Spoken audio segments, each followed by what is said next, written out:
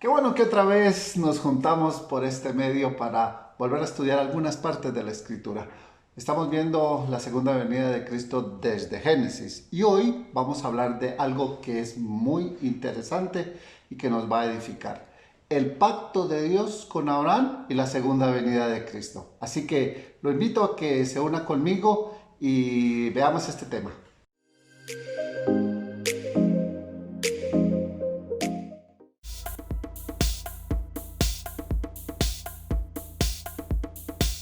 Abraham es uno de los personajes centrales del Antiguo Testamento.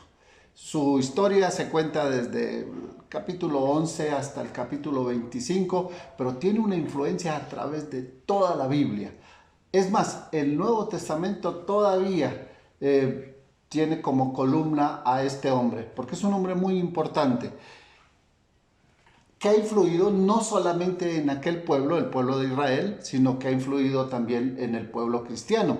Y ha influido de tal manera en el pueblo cristiano que se le considera el padre de las religiones monoteístas del mundo. Así que es muy interesante lo de él. Él es el padre de la nación hebrea, viéndolo desde el punto de vista del pacto terrenal. Dios hizo un pacto con Abraham que poco a poco lo ha ido cumpliendo. Romanos capítulo 9 nos indica este pacto y nos muestra este pacto. Romanos 9 del 1 al 5 dice: verdad digo, en Cristo no miento, y mi conciencia me da testimonio en mi espíritu, en el Espíritu Santo, que tengo gran tristeza y continuo dolor en mi corazón. Porque desearía yo mismo ser anatema, dice Pablo, separado de Cristo, por amor a mis hermanos, los que son de mis parientes según la carne, que son israelitas, de los cuales son la adopción, la gloria, el pacto, la promulgación de la ley, el culto y las promesas, de quienes son los patriarcas y de los cuales, según la carne, vino Jesucristo o vino Cristo, el cual es Dios sobre todas las cosas por los siglos. Amén. Interesantísimo, porque de este pacto y de la nación de Israel viene nuestro Señor Jesucristo, como nos lo dice Pablo. La verdad es que Él es el inicio, vuelvo a repetirlo, de las tres religiones o de las tres creencias monoteístas en el mundo. Los judíos o la religión judía, los musulmanes también lo consideran como su padre por medio de Ismael, y la iglesia cristiana, que tenemos como base nuestro Señor Jesucristo, de como dice la Escritura, viene de la descendencia de Abraham. Todos ellos, según lo acabamos de leer, aseveran que todas las promesas vienen de Abraham. Ismael o el pueblo musulmán también tiene esta misma creencia, solo que ellos toman como referencia a Ismael y no a Isaac. Así que es muy interesante, porque esto hace ver que Abraham es importante para casi la mitad del mundo o de la tierra en ese sentido. En el aspecto espiritual, nosotros vemos a Abraham como el padre espiritual de la iglesia. Y esto lo vemos por allá en el libro o en la carta de Gálatas, capítulo 3, versículos del 6 al 9, dice así: así creyó Abraham a Dios y le fue contado por justicia. Sabed, por tanto, que los que son de la fe, estos son hijos de Abraham. Y la Escritura, previendo que Dios había de justificar por la fe a los gentiles, nosotros, dio de antemano la buena nueva a Abraham, de modo que los de la fe son bendecidos en el creyente Abraham. Interesantísimo. Vuelvo a repetirlo y quiero que quede grabado en nuestras mentes. Judíos, cristianos y musulmanes creemos por medio de aquel hombre que creyó, como lo acaba de decir Pablo en Gálatas. Interesante, porque Dios, habiendo previsto esto, pensó en Abraham en una descendencia totalmente terrena, el pueblo judío y de alguna manera el pueblo musulmán, y la iglesia como parte de esa creencia en el Dios eterno.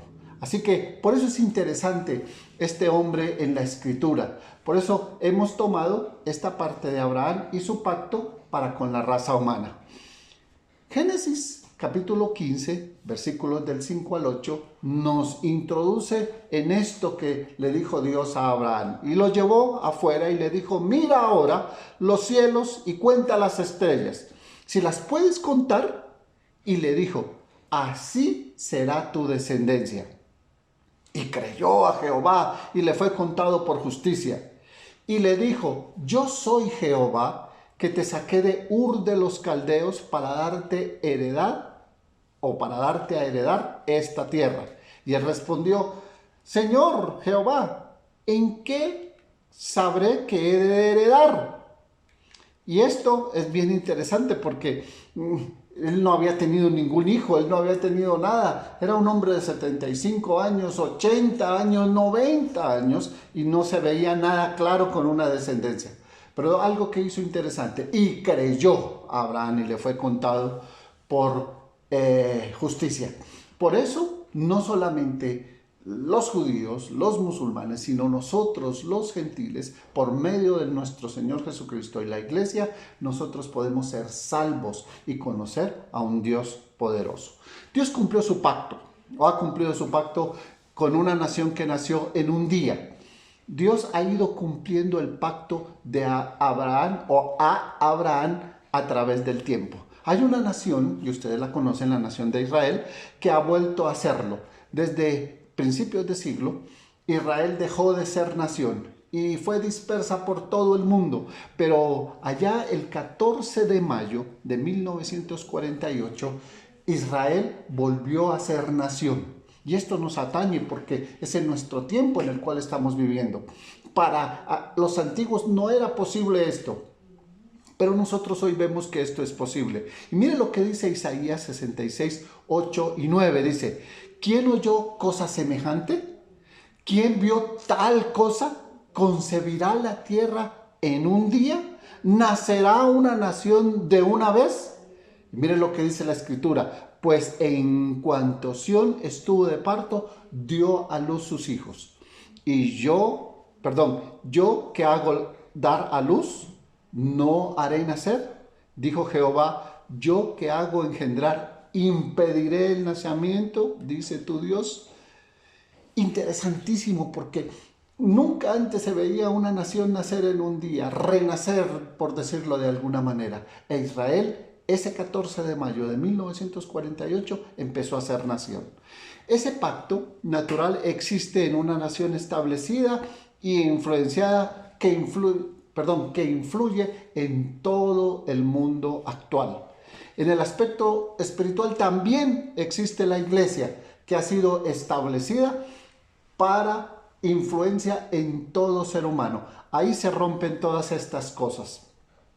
El pacto tendrá un verdadero cumplimiento en el hombre que pudiera unir estas dos partes de la descendencia de Abraham, la espiritual y la natural. Y eso es interesante porque es Jesucristo quien une las dos descendencias, el pueblo de Israel y la iglesia. Claro, me dirá, hoy no lo vemos, pero en Cristo se puede, o Cristo ha hecho fundir, o ha fundido las dos, digámoslo así, herencias de Abraham. Quiero concluir esta parte diciendo un texto que me parece muy interesante. Colosenses capítulo 1, versículo 17 al 20. Y dice: y Él es antes de todas las cosas, y todas las cosas subsisten en Él. Y Él es la cabeza del cuerpo, que es la iglesia. Él es el principio, el primogénito de entre los muertos, para que todo tenga la preeminencia, por cuanto agradó al Padre que en él habitase toda la plenitud, y por medio de él, y esto es muy interesante, reconciliar consigo todas las cosas, así las que están en la tierra como las que están en el cielo, haciendo la paz mediante la sangre de la cruz. Muy interesante. Hoy no podemos concluir y ver el otro aspecto. Yo le invito a que nos siga en nuestro canal, y el próximo video que vamos a hacer, vamos a concluir esto, el pacto de Dios con Abraham. Ese pacto que se cumple en el pueblo judío, que de alguna manera se cumple en el pueblo musulmán, pero sobre todo que se cumple en usted y en mí, que somos la iglesia de nuestro Señor Jesucristo. Un Señor Jesucristo que planificó, un Dios que planificó un pacto con un hombre, pero que hoy es real, 4000 años después. Así que el Dios que tenemos es un Dios eternamente maravilloso.